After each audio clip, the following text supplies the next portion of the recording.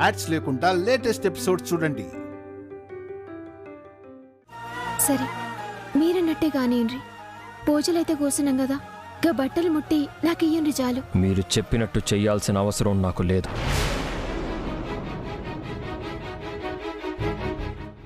నువ్వు లేదంటే సరిపోతుందా? నీ మీద తన హక్కు, తన తాళి బొట్టై ఇంకా అలాగే ఉందిరా. తప్పు చేస్తున్నావురా సామ్రాట్.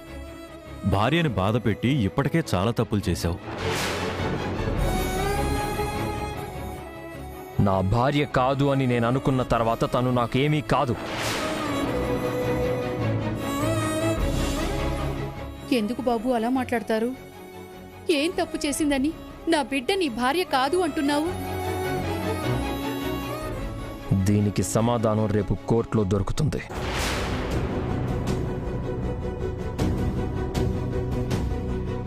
రేపటి కథ రేపు చూసుకుందామండి. గీ పూటకైతే పూజ పూర్తి చేద్దాం. గా బట్టలు తీసుకోండి. అమ్మా గిట్లి తీసుకోండి. వద్దని చెప్తున్నాను కదా.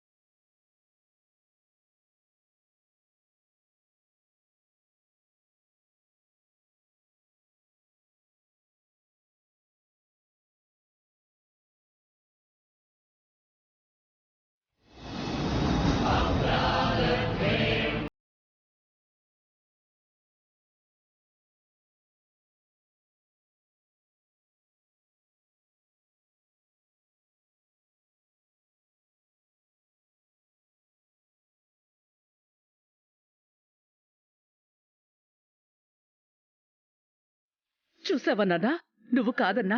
ఆ దేవుడు మీరిద్దరూ ఒక్కటే అని చెప్తున్నాడు.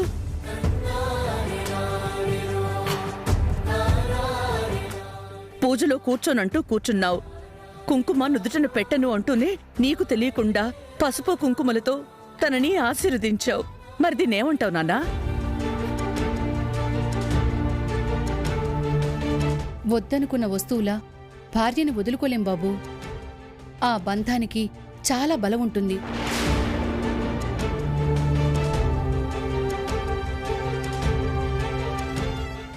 వచ్చే నా బంధువుల ఆశీర్వాద బలం, వేద మంత్రాల బలం, కనిపించని దేవుళ్ల ఆశీర్వాద బలం, ఇన్ని బలాలతో ముడిపడి ఉన్న ఆ మూడు ముళ్ళని వదిలించుకోవటం అంత సులభం కాదు బాబు.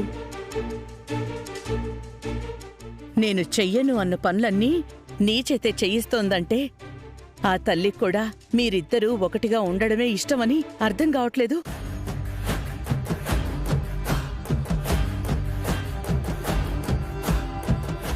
ఈ విషయంలో ఆ దేవుడు చెప్పినా నేను వినను.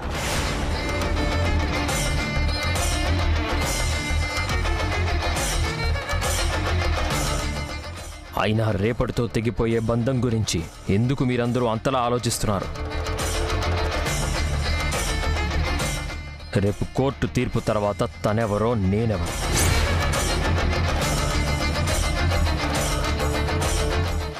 ఇంకా దీని గురించి మాట్లాడుకోవడం వల్ల ప్రయోజనం లేదు.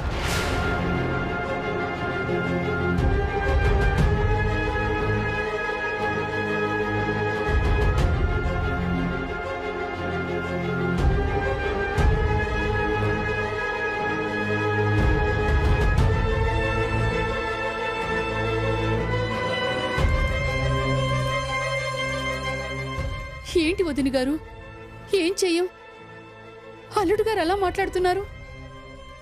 నా బిడ్డ వెంటపడే కొద్దీ దూరం జరుగుతూ ఉంటే వాళ్ళిద్దరు దగ్గర ఏది ఎప్పుడు?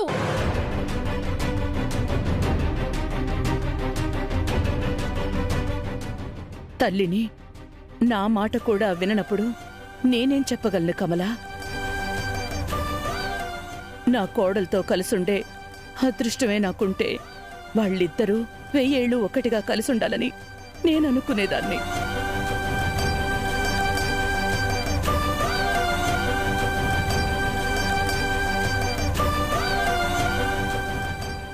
ఆ దేవుడికే వీళ్ల రాత అర్థమైనట్టు లేదు. అందుకే ఎలా మార్చి రాయాలో తెలియక ఆయన తడబడుతూ వీళ్ళని ఇబ్బంది పెడుతున్నాడు.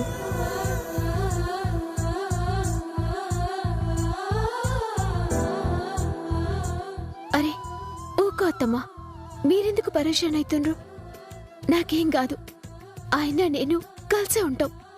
నేను ఇడిచి పెడితేనే కదా ఆయన నేను విడిపోయేది. బాధ లేనప్పుడు నువ్వెందుకమ్మా కన్నీళ్లు పెట్టుకుంటున్నావు? ఆడదానికి అలంకారం అంటే ఇష్టం. గందుకే ఆడదాని కళ్ళు కన్నీళ్లు అలంకారం అనుకుంటాయేమో. కళ్ళకి కన్నీటి చుక్కలు తగిలించుకోవడానికి ఇష్టపడుతుంటాయి.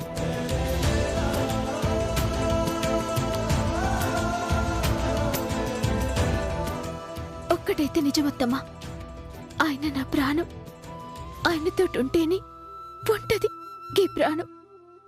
ఆయన దూరం అవుతాడు అన్న ఆలోచన వచ్చినా అంతకంటే ముందుగానే నా ప్రాణం పోతుంది.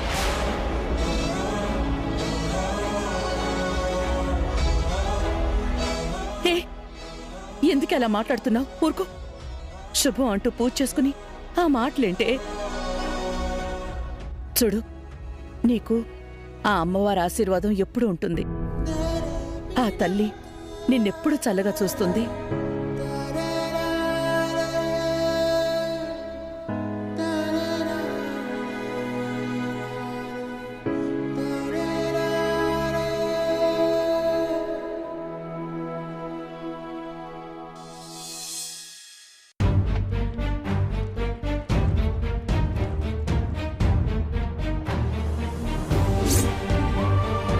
బాబు, మీ ఆవిడ నుదుటిన బొట్టు పెట్టు.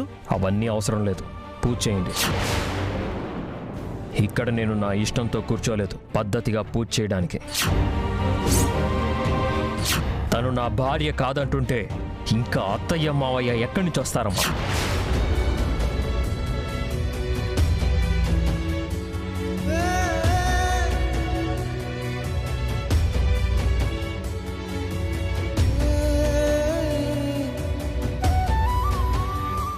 భవానీ, ఏం ఆలోచిస్తున్నావు? ఆలోచనలు కాకేం మిగిలాయండి. వాడి మాటలేంటో, ఎందుకు వాడంత కఠినంగా తయారయ్యాడో నాకు అర్థం కావడం లేదు. శ్రీవల్లి లాంటి భార్య రావాలంటే ఏ జన్మలోనో పుణ్యం చేసుకునుండాలి. అలాంటిది శ్రీవల్లిని ఆ విధంగా బాధ పెట్టడం ఏంటండి? కన్నవాళ్ళం, మన మాట కూడా వాడు విన్నప్పుడు ఇంకేం చేయగలం భవానీ? అయ్యో, రేపు కోర్టులో వాడేం మాట్లాడతాడో, జడ్జి గారి ముందు ఎలా ప్రవర్తిస్తాడో అని భయమేస్తోందండి. ఎక్కడైనా కూతురు కాపురం ఏమైపోతుందో అని బాధపడతారు. మనం కొడుకు కాపురం గురించి బాధపడాల్సి వస్తుంది. శ్రీవల్లికి ఏం తక్కువండి? బంగారం లాంటి పిల్ల. దాని మనసు అర్థం చేసుకోవడం లేదు వాడు. ఎవరెంత ఆలోచించినా చివరి నిర్ణయం అయితే వాడే కదా తీసుకోవాల్సింది. ఆ నిర్ణయం తప్పు కాకూడదని ఆలోచించాలండి. చిన్నవాడైతే ఒక దెబ్బ కొట్టి చెప్పొచ్చు. ఇప్పుడు వాడికి ఏం చెప్పాలి, ఎలా చెయ్యాలి? ఏమో భవానీ, నాకు కూడా ఏమో అర్థం కావట్లేదు. మన ఇంట్లో ఒక ఆడపిల్ల అలా బాధపడుతున్నా ఏమీ చెయ్యలేకపోతే ఆ పాపం మనది కూడా అవుతుందండి.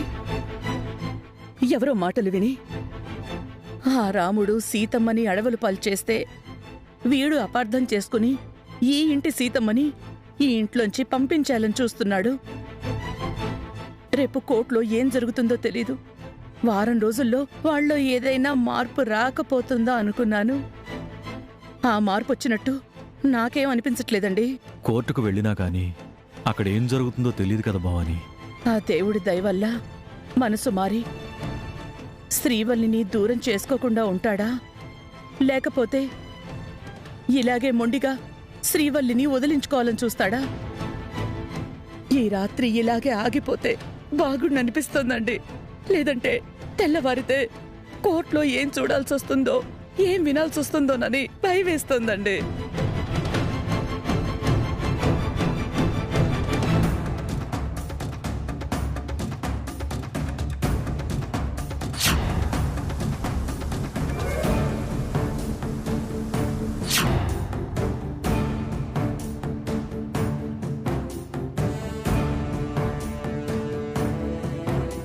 ఈ వారం రోజులు గతం మర్చిపోయి ఒక కొత్త జంటగా కలిసుండే ప్రయత్నం చేయండి. గట్ట లేకుంటే గది కూడా తప్పేమోనని కేసు పడతారని చెప్తున్నా.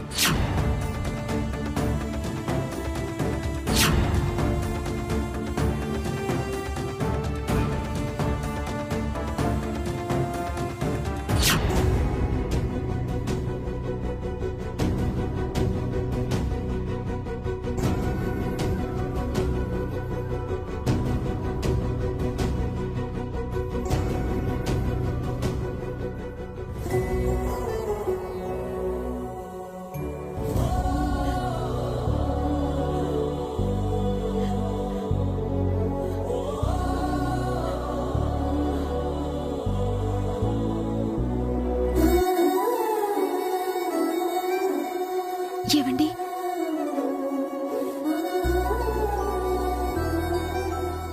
పూజ మంచిగా అయింది. పొత్తటికెళ్ళి పూజ కోసమని వస్తున్నా. జర మీరు అక్షింతలేసి ఆశీర్వదించిండ్రంటే అమ్మవారి తీర్థం తాగితే ఒక్క పొత్తు అయిపోతుంది. అన్నం తినచ్చు. నన్ను ఆశీర్వదించండి.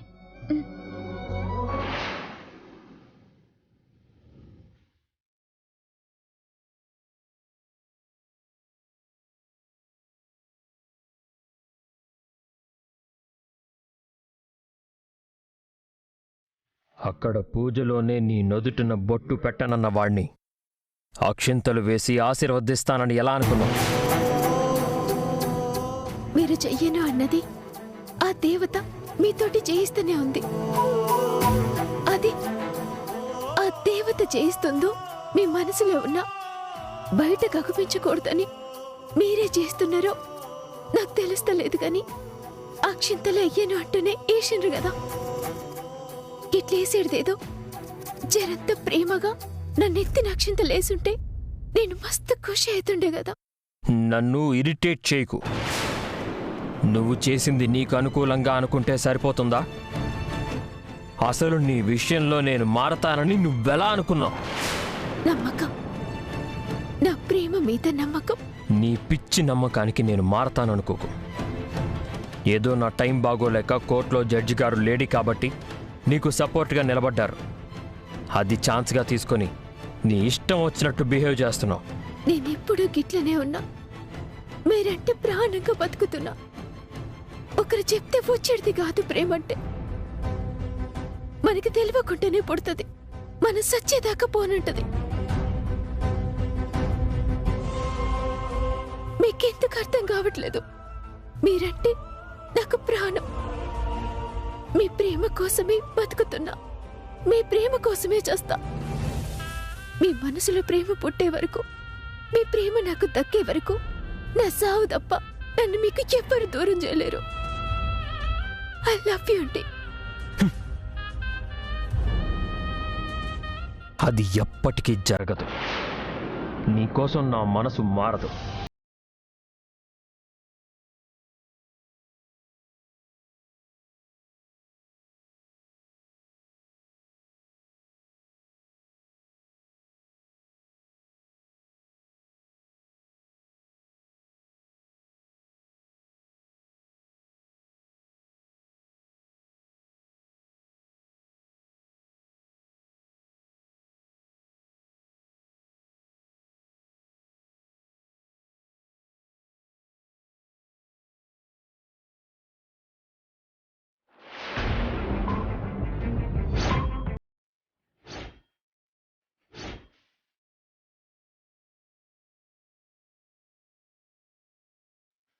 ఎందుకు నన్ను నా ప్రేమని కాదంటుండ్రు?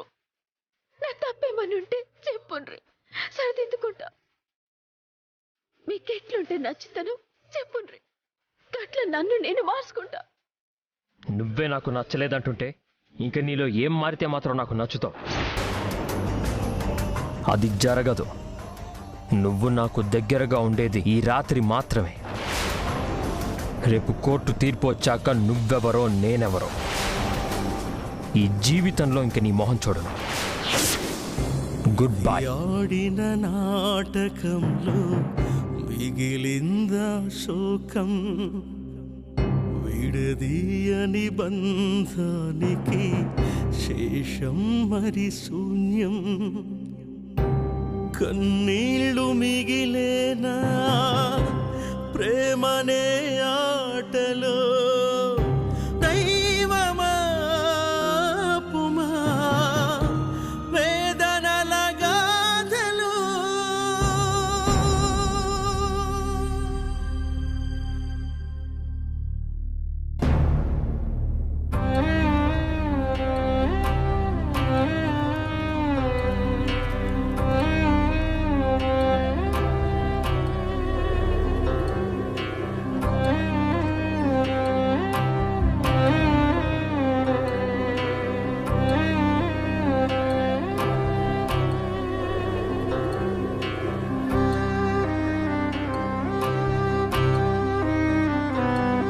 ప్రమాణం చేయండి.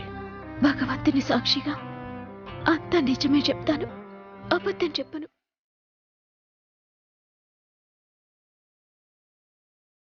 అబద్ధం చెప్పను.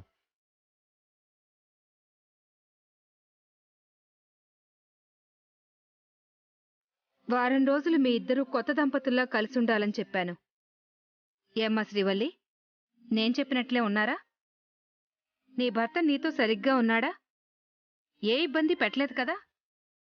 ఇద్దరూ సంతోషంగానే ఉన్నారు కదా? చాలా చాలా సంతోషంగా ఉన్నా మేడం.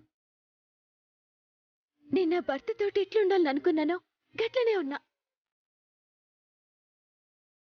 ఎట్లా నా పెన్మిడితో గడపాలనుకున్నానో గట్లనే గడిపినా. చాలా చాలా సంతోషంగా ఉన్నా మేడం.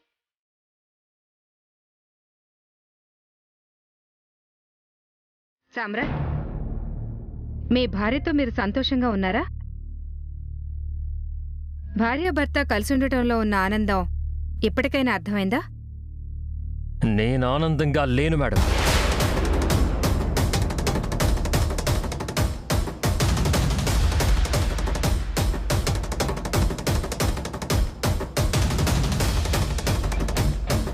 అవును మేడం, అప్పుడు అదే చెప్పాను, ఇప్పుడు అదే చెప్తున్నాను. అనవసరంగా కోర్టు సమయం వృధా చేయడం నాకు ఇష్టం లేదు. ఏదైనా ఒక విషయాన్ని 2-3 రోజుల్లో మర్చిపోతాం, మామూలు మనిషి అవుతాం.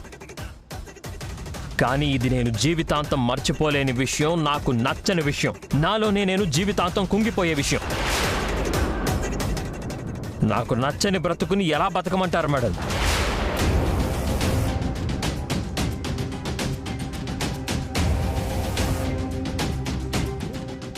అందుకే మళ్ళీ మళ్ళీ చెప్తున్నాను మేడం, నేను తనతో కలిసి బతకలేను. దయచేసి నా బాధను అర్థం చేసుకొని నా బతుకు నన్ను బతకడానికి అనుమతి ఇవ్వండి. నా జీవితంలో నుంచి తనని తీసేయండి.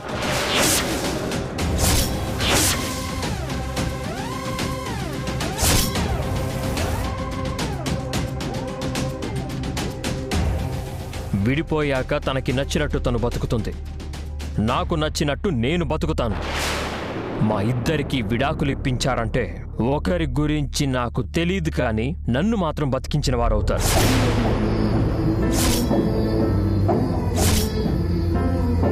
Objection your honour. జడ్జి గారు మీ ఇద్దరు బాగుండాలనే కదా మానవతా దృష్టితో ఆలోచించి వారం రోజులు గడువిచ్చారు. వారం కాదు మేడం, నెల రోజులు గడువిచ్చినా కలిసి ఉండడం అనేది జరగదు.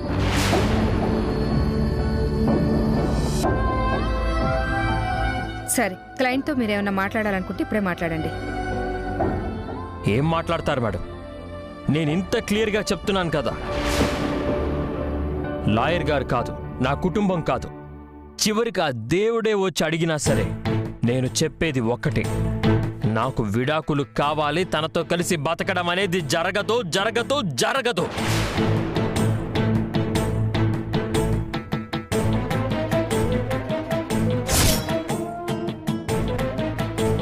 అడగద్దు అని మీరెలా చెప్తారు?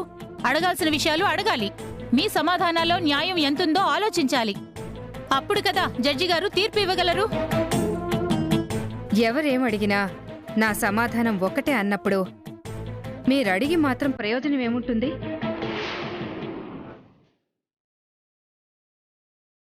Objection your honour.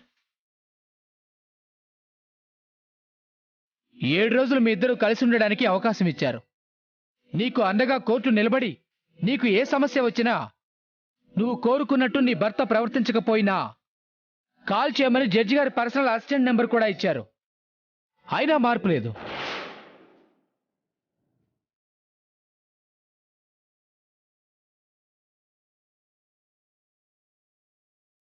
ఈ వారం రోజుల్లో చాలా సంతోషంగా ఉన్నానని చెప్పావు. అంత సంతోషంగా ఉన్నప్పుడు వారంలో ఒక్క క్షణం అయినా నీతో కలిసి బతకాలన్న ఆలోచన తనలో రాలేదు అంటే మీ ఇద్దరి మధ్య ఆ ఎఫెక్షన్ లేదనే కదా అర్థం.